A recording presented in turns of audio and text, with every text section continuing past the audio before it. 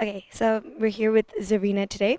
So you were talking about magical content. What is the biggest tip you can give to brands in kind of finding out how to create that content? I think, as I mentioned earlier, right, the letter M, the magic, the memory, and the magnificence, I think it's the one underscore I would say is experiential.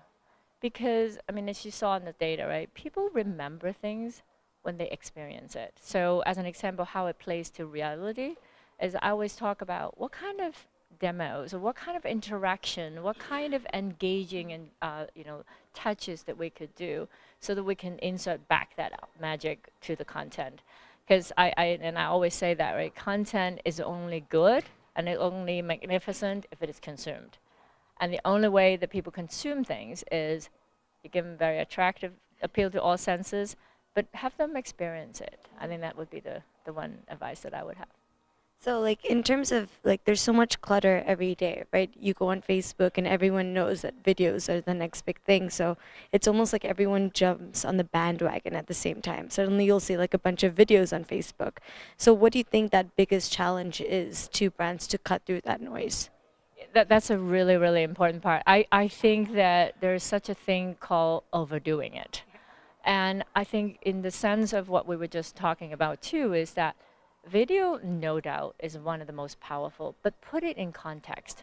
Put it through as a part of an experience. And the mini series thinking that I was talking about, make it incremental. So if it is a video of, let's just talk about tying shoes, right? If it is video series of the first you present the shoes, the second you present the strings, and the next one you present the tying, and the third one or the next one after that you present how that shoes fit into someone, and then how that pair of shoes is actually arming an athlete to go run. That's a mini series thinking. That's putting the videos in context. And I think it's very powerful. But it alone, though, would not do it all. I think that's the important part, right? I agree. You have to tell a story with like dissecting the content in each piece. So the last question I have for you is, in your experience, in your opinion, how do you think platforms like this would help, like CMS? Oh, that's a really important part. I think that we could always learn from each other, right? Peer to peer, you know what my pain is, I know what your concerns are, and empathy is a big part, right?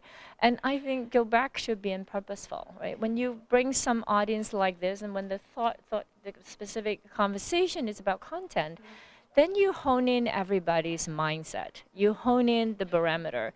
The radar is on about content, and therefore it threats us all. But most importantly, I think is peer-to-peer learning, is instigating others' thinking, is learning from each other, and I think more importantly, it's fun, right, to do. Yeah. So thank you for doing that, by the way. Yeah. It's better than work, right? Well, thank you so much. Just work. Yeah. Yeah. It's a fun part. Thank you. Thank you.